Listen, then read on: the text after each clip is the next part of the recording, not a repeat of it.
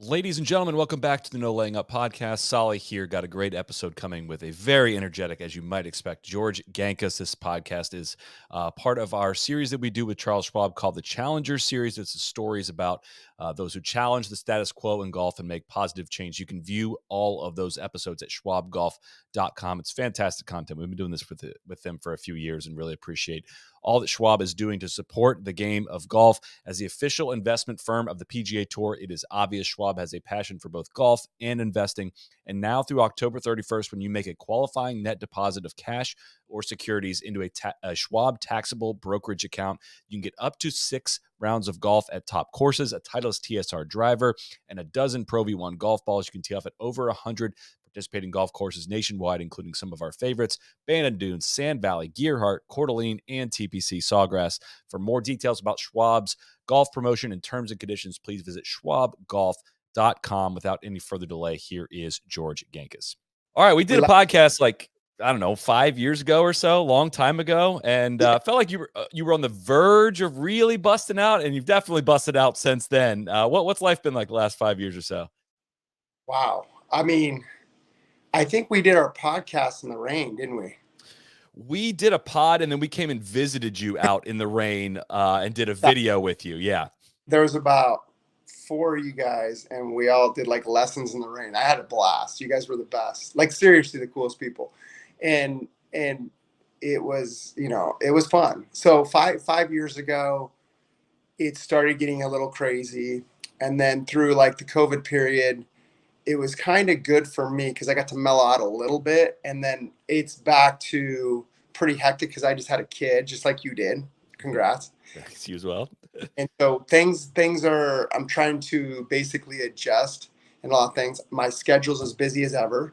The good thing for me right now is I don't have to travel right now, like on tour, or like any of the tours, which I have players on all the tours.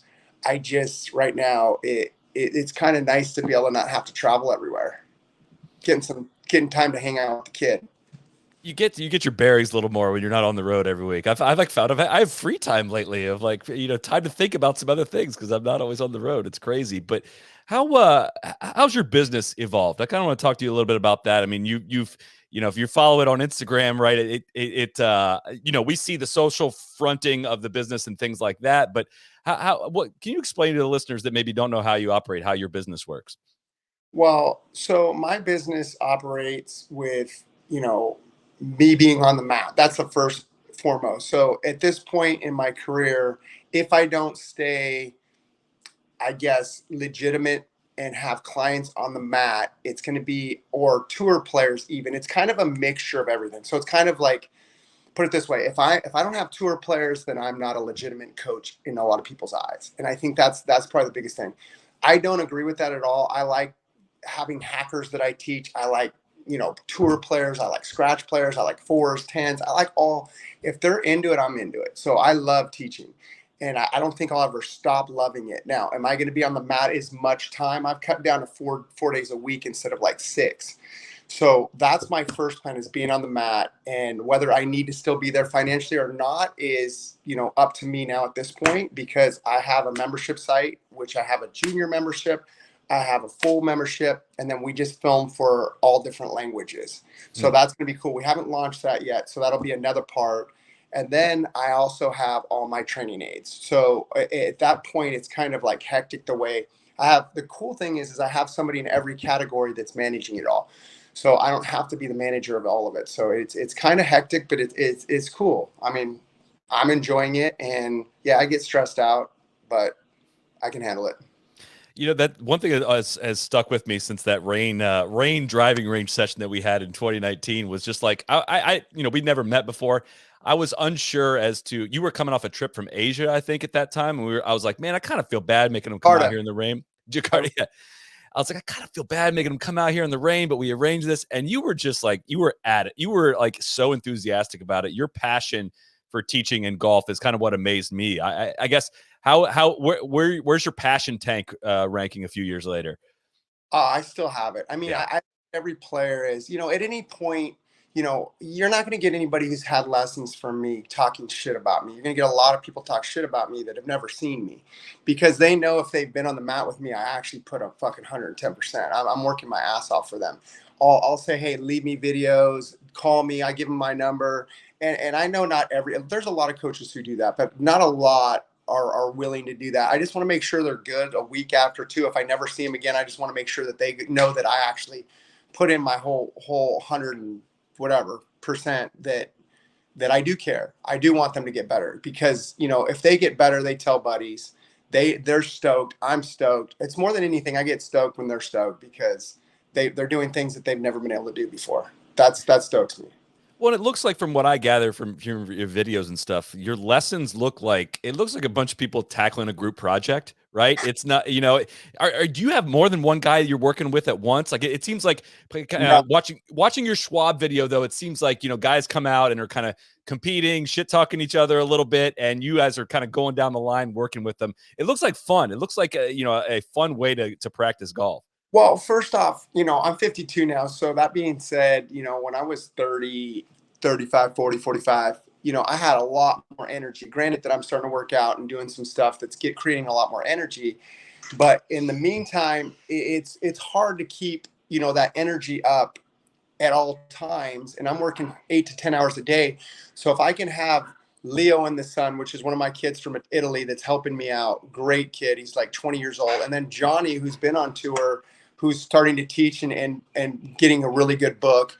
I'm helping them start to teach, but they're also helping me. And to be honest, those guys are doing more of the work. I'm doing more of the directing, explaining. And I said, hey, let's do this and this. And they put the hands on. And it's so much better than someone saying, hey, let me tell you what to do. And I get a lot of shit for people putting hands on only when it's a girl, but we do it to everyone. So the funny thing, it makes me laugh that if a coach would put me in a position and say, hey, get to this position, and I'm like this. And you're like, no, get to this position and like this. Well, Johnny just put you right there, and you don't have a choice but to get there. So what's going to save them more time and create, a better learning, environment, I would say there is nothing better than putting somebody into positions and making them feel it and then see it in the mirror, see it on video. And I think that there is no way you can't learn in a better place than that. The motions you just made with your positions are exactly where I want to be and exactly where I am. I got the flailing right elbow, and I was like, but you're exact. Like again, I'm going back and watching these videos, and I'm like, I want to feel where the club is supposed to be, and I don't know how to do that on my own. I don't know how to get it there, and it seems like your guys' style of doing that is different. I always, first of all, when I'm watching them, I'm like, dude, how do they not get hit in the head with a club? It looks like you're about to get hit with a club. It does look like you're going to get hit. No one's ever been hit in the head. No one's ever been hit by a club. Johnny got hit by this kid Jax, who just won the 6-year-old junior world in South Carolina or North Carolina. So the biggest tournament there is for juniors. And Johnny's coming up from behind the 6-year-old. He's 5 at the time, and gonna do something to his arms in the back and got nailed in the head. That's the only time, and blood just comes gushing down. And that was the only time really anybody's been hit. I mean, I've held somebody's head and someone swung and broke a club over me, but not the club head, which would have hurt. Broke the shaft and the club just went in half. But besides that, I've never been hit. I've been hit by balls from side view of people that just are not very good hitting me, but never really by anybody I'm working with. So I'm lucky. But how does that work in your mind in terms of putting people in the, like, physically putting them in the position they need to be? I find when I'm trying to get a club in a better position, my mind, like, I have so much muscle memory, whatever you want to call it, that I've struggled to retrain my brain to shallow the club out or do anything to change my path to sequence it properly. Kind of, can you talk to me about your philosophy on how you, the growth you see from people in the drills you will do with them, physically molding them into them, and how that translates into a better golf swing? I'll just stand up and I'm going to show you something right now. Like if I said, hey, listen, we have retraction, just pulling the shoulders back. You're already in protraction and address. If I said, don't retract the shoulder and turn as much as you can, that's as much as I can turn right there, unless I retract that shoulder. So a lot of people don't know how to retract the shoulder. So they're trying to get up in this position and it looks like this. Okay. So when they come down, it's going to be a little steeper. So they're going to do something to get it inside that's not going to be optimal for contact or face control. So the fact is, as soon as I get a player to learn to pivot properly, all of a sudden I'll adjust their arms and their club face to a position. Just putting it up to this position is going to make you narrow, because the more this shoulder socket goes, the wider the arm's going to be, the less it is, the more it's going to narrow. And now you look like you're bunched up. So if we don't turn back properly and have the correct tilts in the pelvis and in the left bend in the shoulders, we can't create any action in the downswing. We can't create enough depth to get over to a certain position. So I could say, hey, I want everybody to get here. That's internal, external. And then I want them to go over here and forearm roll and have some extension, which is just like holding the tray, and forearm roll a little bit. And oh, that's ideal, right? But now all of a sudden you look over here and a person only turns to here. What do you think they're going to do with their right arm? They're going to go like this. Make sense? So until they can learn to get this under and back, they're not going to reach that arm. So they're either going to come back internal or they're just going to have a really short swing. So when I have somebody like Johnny behind or Leo behind, pulling them back to this position, grabbing them into position, working their legs properly, we can formulate into a position to where now all they have to do is learn to pivot in the downswing. Shaft shallows by itself. So as soon as we realize that we're missing things in the pivot and we see what the shaft should look like, you can't do it unless you work your body in the backswing. And everybody can turn. I know that a lot of people are like, hey, you're limited in this and you're limited in that. And I've never found even 100-year-old, 70-year-old, 80-year-old who is limited in motion. Yeah, they're tight, but none of them turn properly. Like, you can't see any of this winding up. You can't see the tibia, fibula, the leg of the lower part even turning. It's like they're just stuck in a position, or they're so out of position that they can't turn because they're bent over too much. And if they did turn, they're falling over. So there's just so many reasons why people can't get into these positions. And they're like, oh, I'm limited, or I'm too old. I'm like, well, that's bullshit. I'm 52. I can still do it all. I mean, I'm not saying it feels always comfortable, but in motion, it doesn't hurt. But if you sit there and hold some positions, yeah, you're going to be tight. But that's part of being a good golfer. I think I'm going to watch what you just did about 35 times. I don't know if you were watching our videos before you came on, because you just described all my problems in about 3 minutes span there. But it seems common.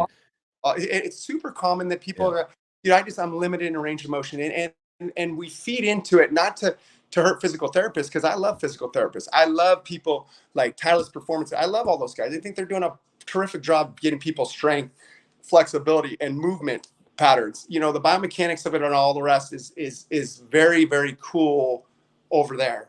But to say someone's limited in their range of motion is an excuse because you don't know how to move their body right. I'm not a biomechanics specialist, but I promise you I'm a specialist in movement, of getting somebody to get in a position as good as anybody in the world. And that's just the truth. But biomechanics is the study of motion and body. It's not something that I went to school for, but I'll tell you what, I can see what I want to put somebody. It's almost like a picture I see in my head that I want to put somebody here. And then I've got Johnny and Leo to help me do that. And if I did it by myself, I couldn't do it. So that's why when people go, why do you use these people? And I'm like, because it makes my job a lot easier and I get a lot more done in a fast time. You've touched on it some there, and I think I go up through ebbs and flows of understanding what it means to shallow the club out, but it seems to be so important in so much of what you teach, right? And I know your teaching style varies on who your subjects are and whatnot, but can you explain why that's such a point of emphasis, and for people like me that maybe understand it a little bit but don't understand it sometimes, what being not shallowing it out, what it can lead to, and what the sequences possibly can be to leading to a consistent shallowing out of the club? I mean, it's a great question, because you look at Phil Mickelson has been pretty steep. You've looked at Tiger's not really, really shallow, but you're talking about two of the best golfers, in my opinion, of all time. Okay. So the fact is Tiger, he would be the first to admit he's not the greatest driver of all time, and nor was Phil Mickelson. So there's certain things to shallowing it out. And you look at the best ball strikers compared to the best players are not always the best ball strikers. Right now you got Scheffler, or Scotty Scheffler, who is one of the best players, if not the best player right now, is a great ball striker. Okay. His stats show it. Okay. The fact is most number ones are not the best ball strikers. So we always look at who is the best player to say these are the best mechanics. You know, you look at Lucas Glover and you watch him shallow it out and you go, fuck, this guy's been on tour with the best ball stats, but a lot of people don't know who he is. But if you watch him hit it, you'll recognize, is best ball striking just consistency? Are you adding speed to that? Or are you adding ball patterns to that? Or is it just pure proximity to the hole? So there's a lot that goes along with it. I mean, I could see somebody ticking a ball compared to really thumping the ball. And most of the time, you'd rather thump the ball, but the guy who ticks the ball is actually proximity is better and their ball patterns are better and they have better stats. So what's really important? So when I see somebody shallow it out, I just see them consistent day in and day out. So when we talk about shallowing it out, a lot of people just think it's with, you know, external rotation, form rotation, and just doing this action. To me, when I see a player who's actually got enough depth means this butt end is towards my right heel rather than up towards my head. Now, just because I'm up here doesn't mean I can't shallow it. I could stand up and shallow it. I could tilt and shallow it. I could use a lot of form rotation and shallow it. But if I have enough depth, meaning my left arm is on my shoulder line, okay, and I get in a good position with the face not wide open, what am I going to do if it's wide? I'm going to start coming back over the top. So if my face is in a good position, a lot of times my trail arm is in my shoulder is going to work in a position that will naturally shallow it. So if I have enough turn and my arms don't rise, I'm naturally going to be able to shallow it. I'm not going to have to work in the downswing. So when I see somebody who recenters a lot, like they're over here and they have to recenter this way, a lot of times there's going to be no kickback in that shaft. So that shaft's not going to lay back. So as soon as I see somebody recenter by getting into extension of the spine and having this extend the trail leg to recenter, you can just turn on that rather than having to be 90% over here and start shifting back. That's not allowing the shaft to start kicking back this way. So when I see somebody shaft at a right angle to the back line or a hair steeper than that, not like this, there's no reaction to the shaft being steep. Okay. They're not just going to go, I'm just going to go across it and hit cuts, pulls, or slices depending on where the face is. From here, all you have to do is pivot. And assuming your face is at somewhere square to your back line and you don't have to do something at the last second to square it up, it just becomes a lot more consistent. And I look at some of the players I teach on my mat, and I have tour players come over and go, dude, what is that guy's handicap? That guy's fucking good. And I'm like, bro, he's never broke 80. And he goes, what the fuck? I'm like, I've never been on the golf course when he's been playing for like 6 months. The guy flushes. Because you can swing it and hit it good doesn't mean you can play either. So the fact is just because someone's a flush hitter. I mean, I was steep a lot of my life, and I've shot low 60s many, many times. I think a lot of people who play with me would tell you that, yeah, I've played a lot of good golf and a lot of shitty golf being steep, but that doesn't mean you can't play and can't score steep. So that's the debate. If you look at Phil Mickelson, who I really like, I would never talk shit about Phil. I would say when he's steep, that's a guy who shoots really low numbers and wins, or he's out of the golf tournament. There is no in between with him. I don't see him as a 30 guy, you know, taking 30th, 20th. I don't see that. I see him top 10 or fucking not making a cut. And that to me, because of timing, is a big deal. But that doesn't any knock on him, because when he goes, and he's one of the best of all time, in my opinion. But when he's off, just like a lot of people are. But there's a lot of guys who, like John Rahm, who doesn't have a lot of timing in his golf swing. And you look at him, he makes cuts all the time. The guys who are making cuts are shallow, day in, day out. Simple as that. A quick break here to check in with our friends at DraftKings. I cannot believe it has been over 7 months without an NFL game. That is over. The NFL is here. DraftKings Sportsbook, an official sports betting partner of the NFL, is giving you a can't-miss offer for Week 1. This week, new customers can get $200 in bonus bets instantly when you bet just $5 on any NFL game. DraftKings is hooking everyone up with game day greatness. All customers can take advantage of 2 new offers every single game day this September. Check the app to see what you get. Download now. Use code NLU to sign up. New customers can take home $200 in bonus bets instantly just for betting $5. That's code NLU. Only DraftKings Sportsbook, an official sports betting partner of the NFL. The crown is yours. Gambling problem? Call 1-800-GAMBLER or visit www.1800gambler.net. In New York, call 877-8-HOPE-NY or text HOPE-NY.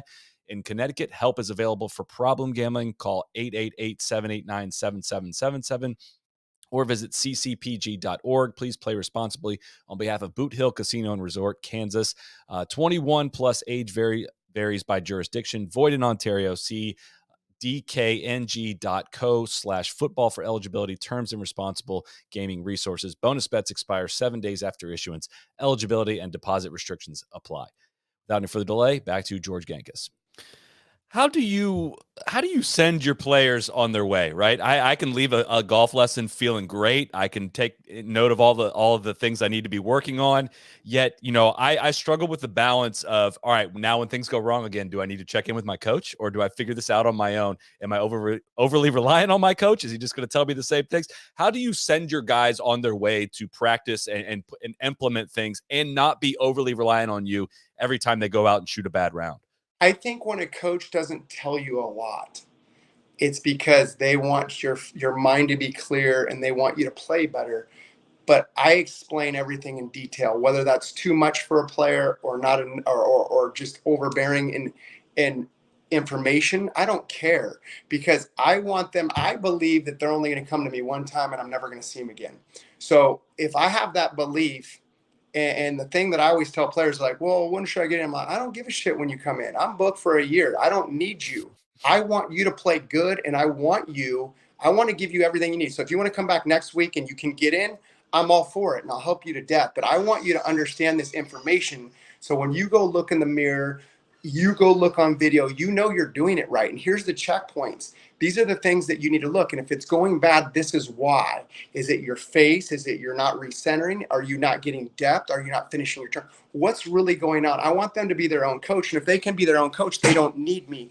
And that to me has always been someone who cares and someone who is a real good coach for them, not somebody that's going to rely on them. Because a lot of coaches, in my opinion, want you to rely on them because they need somebody to come back to. So that is not me, and I'm not knocking somebody that needs to keep business going, because that's part of a plan, and it's a good plan. I think that players should see people very often. But the fact is not giving information out and not letting them actually, think on their own is a different story. So for you to answer your question thoroughly, I would say, you personally, if you leave a lesson, you should, if something's going wrong, there should be some detailed plans to what to do next.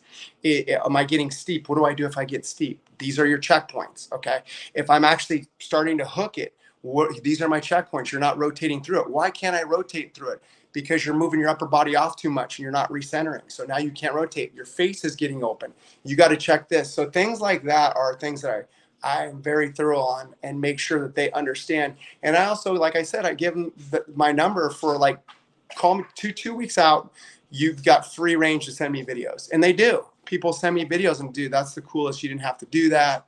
But the fact is that if I can 20 seconds fucking see something on video, send them back a voice memo, and it gets them on their way, fuck, it's a no-brainer. Mm-hmm. What's the difference then in the guys you're teaching on the mats at Westlake versus maintaining guys that are competing for major championships like you have, and guys that are out on tour? What do you see as the difference in kind of sending those guys on their way, and the feedback loop process? I think tour players are so easy to work with that it's becoming a better coach when you're on tour than a mechanic, because they don't need mechanics unless it's off season. If you try and mess with them on a Monday or Tuesday, they're not going to have a good week, most likely, unless they find a feel that they really can go with and play. And that happens. But the fact is off-season work is for mechanical stuff. Okay. And I think that players on tour are so easy to move and change patterns really fast. But are they going to do it and trust it on the course? That's a whole different story. Depends on their mindset. And I think that people on the mat, a lot of times, they're like, I have a club championship. I'm very, like, fragile to that. Let's just get your ball patterns. Let's get your distance control. Let's be a coach right now. When they're like, I don't have a tournament for 2 months, I'm like, all right, well, these are a couple things that I think we should work on. And we go hard on it. And they have time to work on something. But it's always a timing thing for me, depending on where they're at. When they're a little junior, I don't care what they say. I just move them into positions. I get them hitting it good. I don't even care what their parents are saying. I just go to work, and they start hitting it good, and then they trust. Simple as that. But if I start doing one little thing on a junior, I'll do like 5 things in a lesson. I don't even care. And next thing you know, they're wrapping it in 30 minutes. And that's fun for me. Juniors are fun because they're sponges and they get things quick. And a lot of people are like, oh, you don't have to tell a junior anything. I'll tell them everything. And then I'll actually get them to do it. And that's the fun part for me. What is I'm curious what your kind of role has been in the past several years with Matt Wolff. A lot of people associate you with Matt Wolff and kind of his rise, and that's you two are I think forever probably linked together. And it was been an eventful start to his pro career. He wins on the PGA Tour as a 19 or 20-year-old, I forget what it was. Finishes runner up at the U.S. Open. Has some ups and downs in his personal life, and ends up going to live. That's been a little bit dramatic on the team smash front in recent weeks and months. But how is your role with him, has it evolved in terms of how you're kind of coaching him from a personal standpoint to golf swing? Like, kind of what's your kind of relationship update with Matt Wolff? First off, Matt Wolff, I've been teaching him since he was 13, and he's like a kid to me. I Right. love the kid, you know. I think that everything was very easy for him from 13 all the way up through college to first 2 years on tour, got to number 11 in the world. And then for some reason, he just really, for some reason, I don't know if it was that he didn't like the actual attention or the fame or whatever it was, or he just didn't want to play. And that led to, a couple things like I'm not hitting it good, or your swings changed. We never changed anything in his golf swing. There was no changes we were making. He started to do a couple things, and he'd be the first to admit that where he wanted to get a little bit flatter than he'd always been up top. And he did that on his own, and it kind of bit him, and he knows that. And right now, I think he's swinging it probably the best I've seen him swing it. He took third 3 weeks ago on the live. That was after, the thing with Brooks. And I just think there was times where he just didn't want to play golf. I do, but I don't think the talent's ever been gone, or he doesn't have the skill, because if you're playing with him and he wants to play, he's going to shoot fucking low. If he doesn't want to play, he's going to shoot 72 to 74. It's just, or even higher if he doesn't want to play. So, I have no control of that. I really don't. And if I could take some blame, I'll take any blame that people in the public want to give me. I don't mind that. But I really didn't change anything in his golf swing that would be out of. It's just been, look at what you did when you're hitting it good. Let's get you back there. He lost a little of his flexion coming down. He got a little narrower. There's just little tiny things. He started to actually, his pivot changed a tiny bit. But right now, we worked for the first time since he started the season when he was on Phil Mickelson's team, where he's playing really good.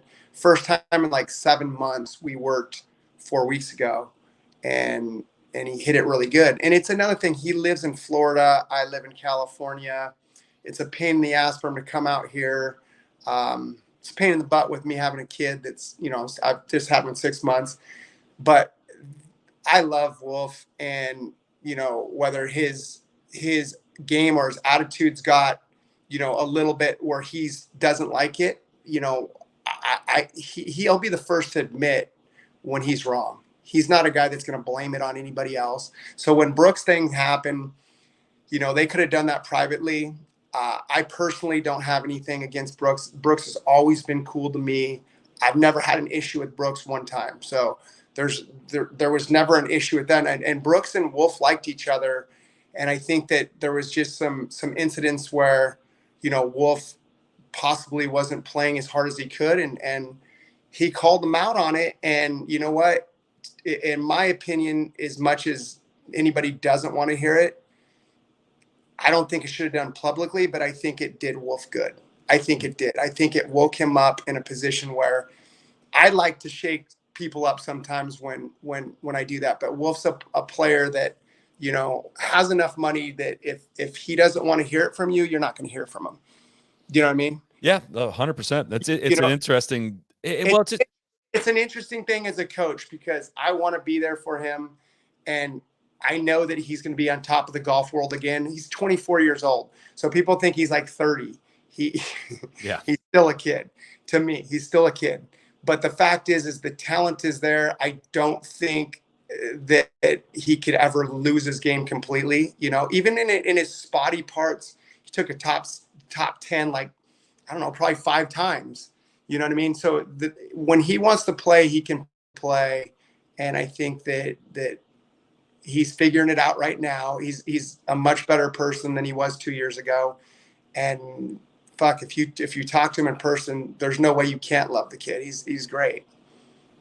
Well, and it's he was a really young kid when he came out and got hit with, like, the COVID thing hit him. For somebody that's like a really social and outgoing person, to be isolated so much and kind of learn the really hard way how lonely tour golf can be was just it. I guess the longer I do this, the more I'm amazed at how well these guys roll out of college and into the professional lifestyle of sponsorship obligations and Wednesday pro-am, you got to be on for that. And your Tuesday practice, flying Monday maybe, or did you get it? It's a lot. And if you're not like fully prepared to handle it, it might expose you. You throw in a wrinkle like COVID, which just seemed to kind of affect him a little bit more than it affected other guys. It was just that's why I was curious if your role as his golf coach extended past, like, into handling stuff that's off the course and things like that. I think that when somebody wants to handle, I think everybody has a time when they're ready for it. Yeah. You could give anybody. He has such a good corner around him. He has so many good people that can give him good advice around him. He has such a good team that it's just when he's ready to do it, and he's been ready for the last, like, I don't know, last year to actually make changes. And his attitude's got better on the golf course. He's never a dick. He's a sweetheart. He really is. He's just a dick to himself when he plays bad. He's mean to himself. He beats himself up, but he's not mean to anybody else. He doesn't disrespect anybody else. And I think that that's something that people don't understand. He just is like, God, I suck, this and that.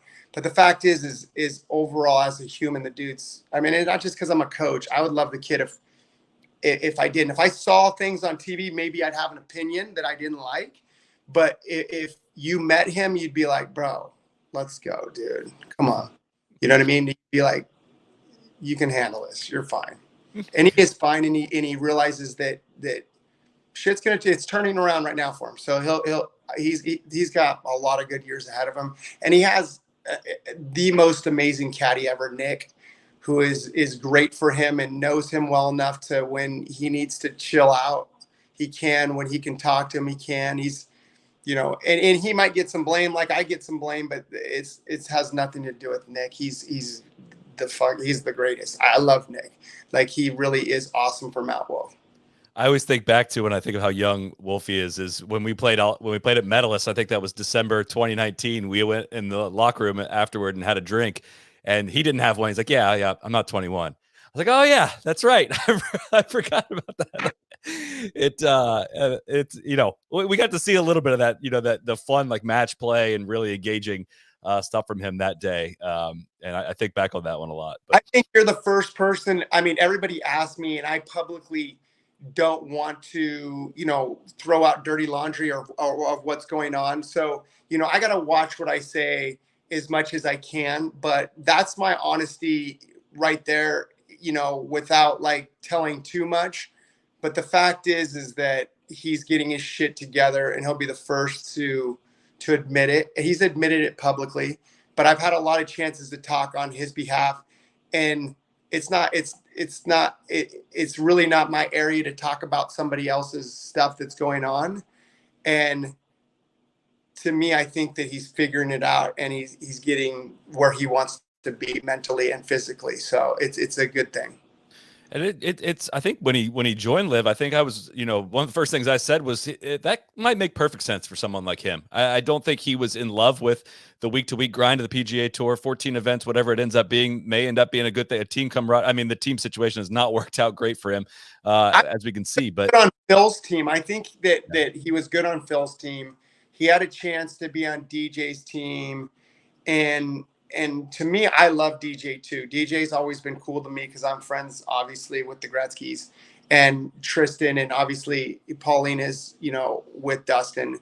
And that being said, DJ's always been awesome to me. So when we met with DJ and we're talking about being on that team, I thought that would have been a really good kind of mix because, DJ's with some players that, have character and have things that people either love the players on the team or they don't like the players. But DJ's a loyal person to his teammates, and not that Brooks is not. Brooks just has a different way of he's more like a coach, get your fucking shit together and let's go. Mm. And personally, I was trained that way in almost every sport I played. There was no like time to be soft at all. And if someone's calling you out, you have to get your shit together. And so DJ's not that way, in my opinion, at all. Maybe he is in his own personal life, but as a teammate, he seems chill. Maybe he's not, that I don't know, but from what I've seen, he's just a guy that's going to be like, all right, what do we need to do to get you better? What do we need to do to make you feel more comfortable?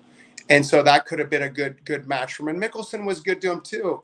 And I think that him and Brooks had a good relationship up till, 3-4 weeks before that. And, I'm not going to get into any personal stuff that happened over there, but I think it'll all work out for the better.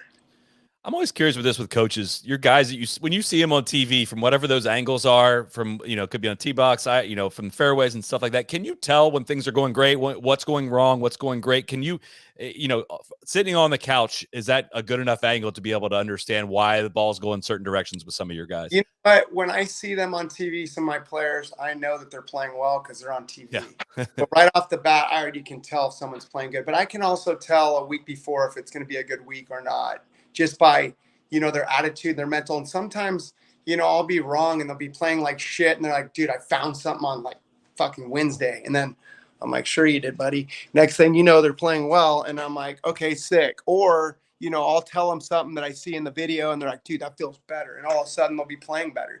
So sometimes it's really quick. Sometimes you can tell, or sometimes it's the opposite. Someone's hitting it really, really well, and then they don't play well. And they'll call me and, dude, I didn't hit it that bad. Or they'll be like, dude, I don't know what happened. I just lost it. So golf is so fickle, and that's why it's hard that you can have it.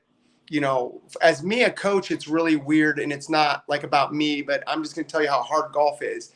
I'll go and shoot a really good number, and the very next week, I play once a week. I go out on a Monday, or I'm going to play today, this afternoon.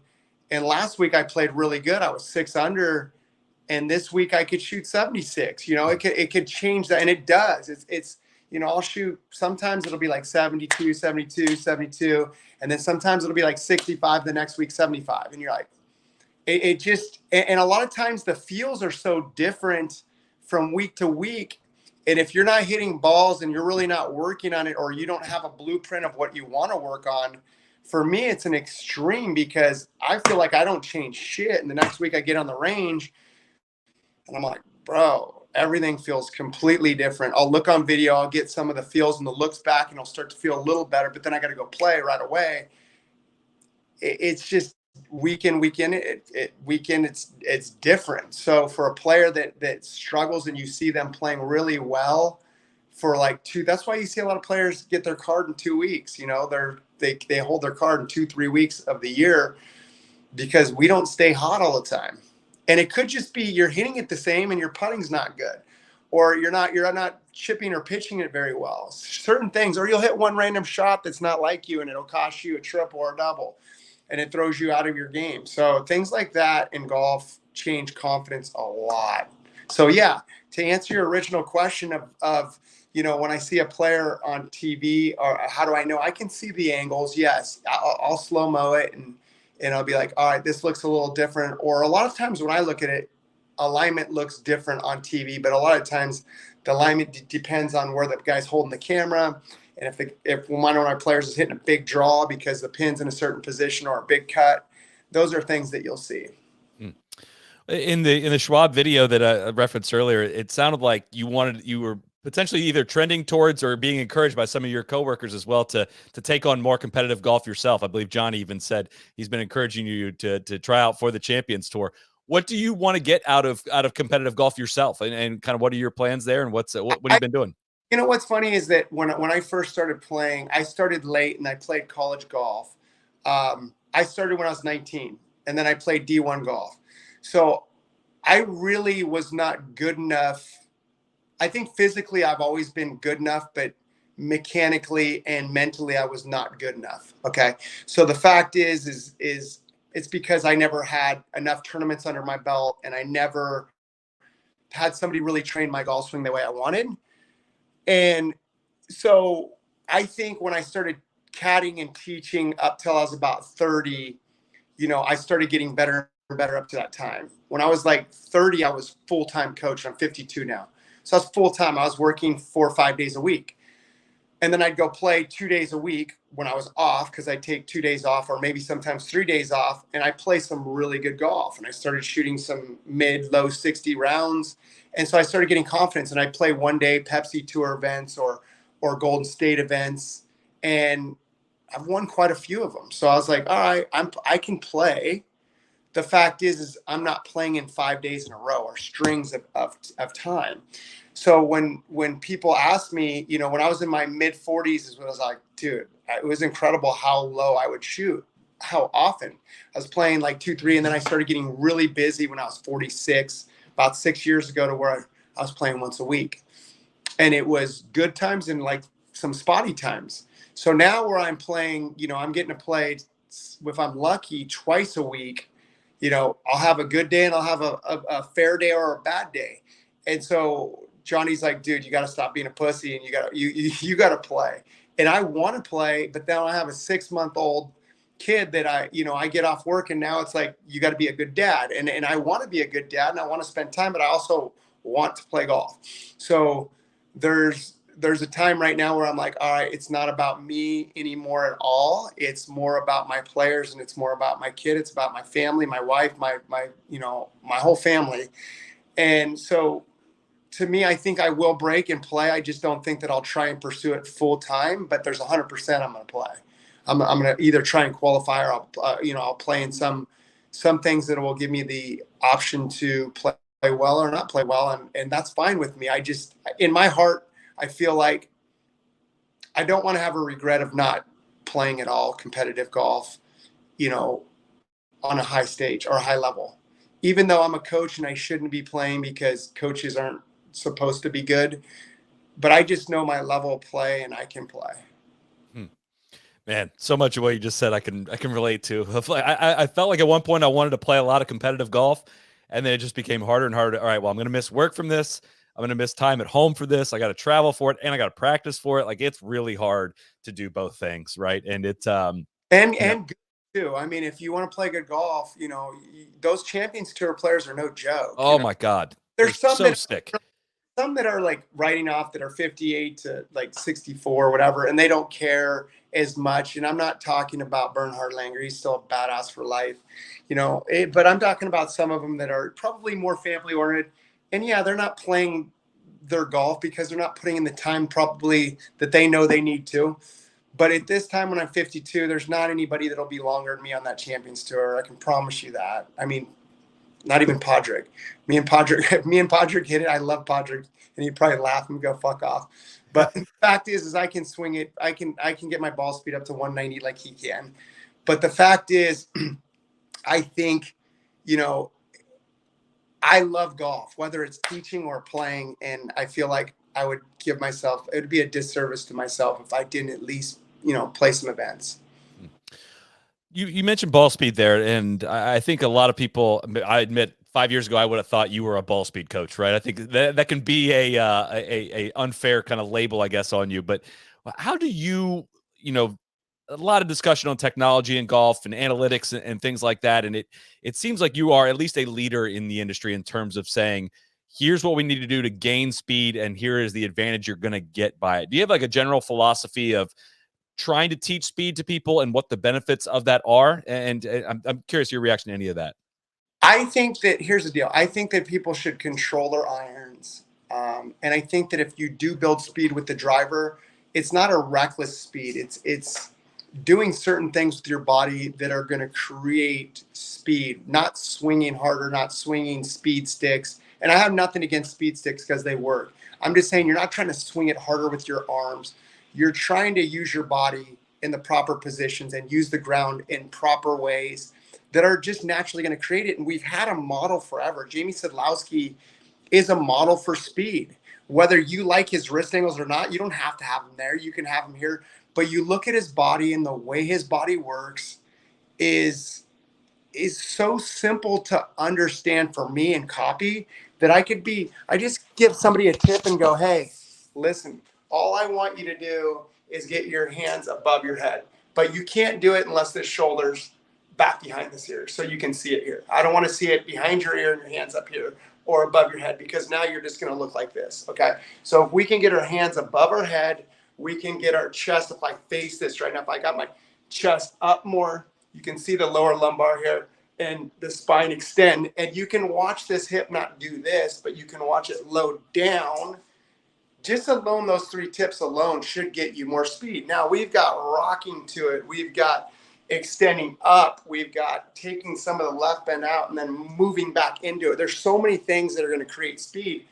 But Jamie Sedlowski was the originator of it. I don't care if someone back then was longer than him and they were all juiced up and big. He was not, and he smashed it. And no taking away what somebody did juice and fucking was smashing. I don't care about that either. I'm just saying, for somebody who's 165 pounds that was swinging at 150 miles per hour is insane. Okay. And so we have his model of how much he moved up there. And if you just copy his backswing alone, which anyone can do if they know how to move their body, you're going to pick up speed. And then there's other things that I do with heavy and light clubs, and how many reps I do, and how freezers get you to these positions, and how to start the downswing.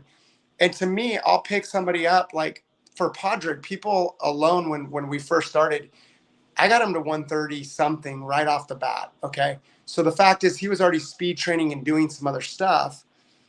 But when people ask about speed, and he's got all the speed from whoever he did it from, he got speed from me from the start. And it was fun.